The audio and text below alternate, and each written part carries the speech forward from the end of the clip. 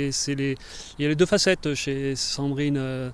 Sandrine, le trublion qui est toujours agréable, qui est toujours facile à vivre. Et puis la Sandrine plus spirituelle, plus recherchée, plus posée, avec toujours ces interrogations. Et voilà, donc c'est les deux facettes de Sandrine, effectivement. Quand tu as appris un petit peu sa vie, tu t'es impressionné qu'elle a refusé le traitement médical et elle a quand même un caractère fort. Alors très fort caractère, oui, c'est vrai, Sandrine. Je l'ai découverte, Sandrine. On s'est connu au Secours Populaire. Elle a expliqué son histoire. Et puis c'est vrai que Sandrine, j'ai découvert son histoire. Parce que quand je suis arrivé, quand on s'est connus, elle continuait à écrire son livre. Elle n'avait pas tout à fait finalisé, donc j'ai découvert son histoire. Et j'ai découvert surtout son approche, au début, son approche très intellectuelle de la foi, si je puis m'exprimer ainsi, et avec un parcours plus spirituel de la foi. Et je pense qu'actuellement, elle est en pleine plénitude, en pleine sérénité, et elle vit maintenant vraiment, réellement sa foi, parce qu'elle a compris ce qu'était l'amour de Dieu, et elle l'a expliqué. Voilà. Donc, c'est ce qui ressort Sandrine. Moi, j'ai connu quand j'ai approché Sandrine, la première fois quand je suis rentré dans son appartement. Déjà, quand je l'ai vue la première fois, j'ai dit, mais elle m'a interpellé. Qu'est-ce qui peut avoir derrière cette Sandrine que tout le monde la côtoie et qui ne la connaissent pas? Et il se cache quelque chose. Et ce quelque chose, je l'ai découvert quand je suis arrivé chez elle, où c'était un havre de paix, un havre de sérénité, un havre de plénitude que je recherchais, et en discutant de choses et d'autres, et c'est là vraiment où j'ai découvert Sandrine, et j'ai découvert Sandrine et sa foi, voilà. Philippe, tu as marié Sandrine, il y a une certaine jalousie que Dieu prend autant de place et il n'y a plus de place pour toi. C'est un petit peu difficile à vivre, ou il y a la place pour Dieu et pour Philippe? Non, il y a la place pour Dieu et pour Philippe. Il n'y a pas le mélange des gens, il n'y a pas le mélange des choses. J'ai beaucoup d'amour pour Sandrine et elle a beaucoup d'amour pour moi. Elle a sa foi, je respecte sa foi, il n'y a pas le mélange des choses. Et il n'y a aucune jalousie. Et d'ailleurs, mes meilleurs amis, ce sont mes amis qui sont des chrétiens. Donc tu vois, j'ai rencontré Philippe et je sais que vous êtes mariés. Et Philippe, il t'apprécie beaucoup, donc peut-être toi aussi Philippe, je ne suis pas trop au courant, ce n'est pas mon problème. Mais on peut dire un happy end.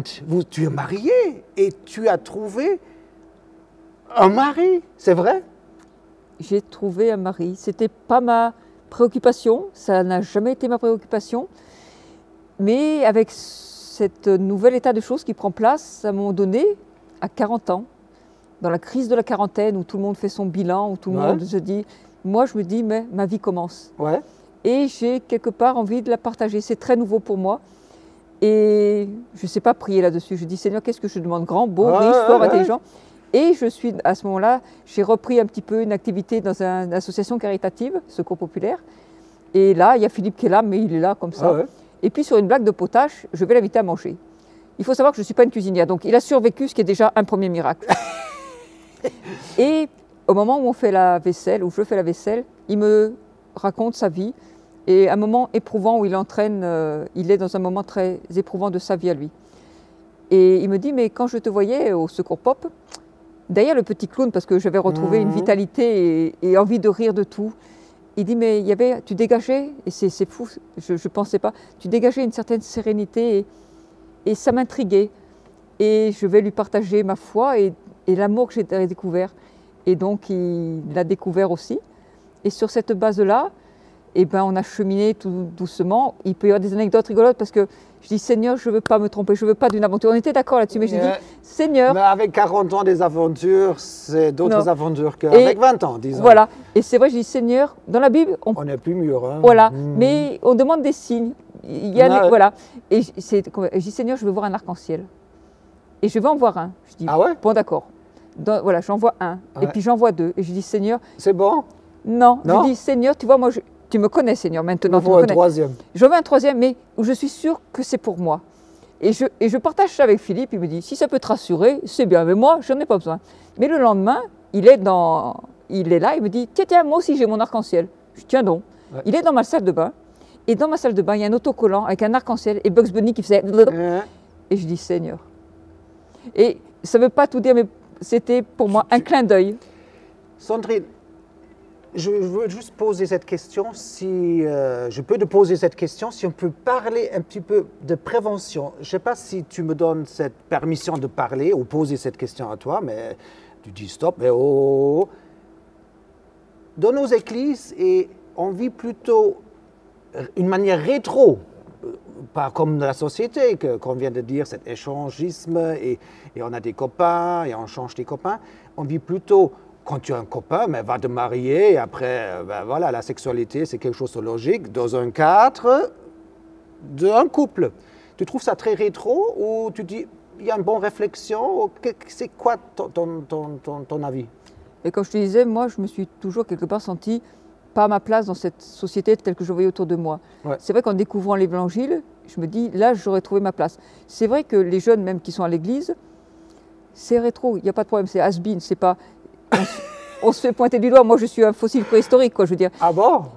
Quand j'étais jeune, je l'étais déjà. Donc, mais quand je vois les jeunes dans l'église, ça me fait chaud au cœur de voir ces jeunes qui se rencontrent, qui se fréquentent, qui attendent, qui se marient. Respect, ouais. Et je ne suis pas sociologue, je ne suis pas tout ça, mais je me dis... Ça te plaît, cette maintenant, manière, oui. voilà, avec Philippe, bon, on s'est rencontrés. Il a pris le temps, nous avons pris le temps de nous découvrir. Il a accepté la limite du préservatif. Les jeunes maintenant, apparemment, ils en ont l'habitude.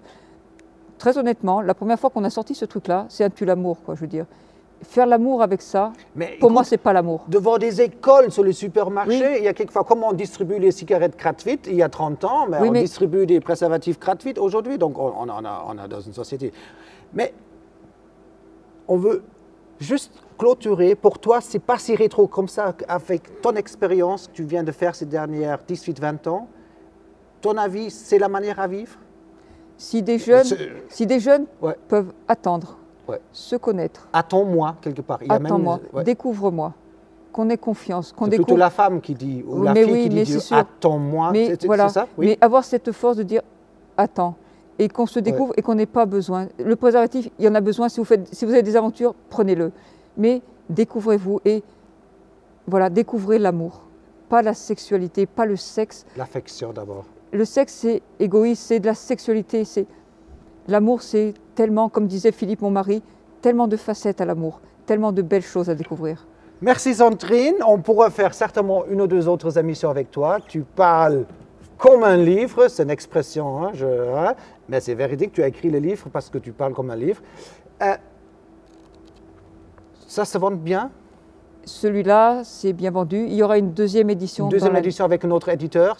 Bonne chance, en tout Merci. cas, que tu vas venir millionnaire avec ton livre. Et Yes. si tu as trop de revenus, Je tu pense sais à toi. toujours, Je pense à voilà, toi. tu Je es pense à bienvenu, partager avec nous des revenus.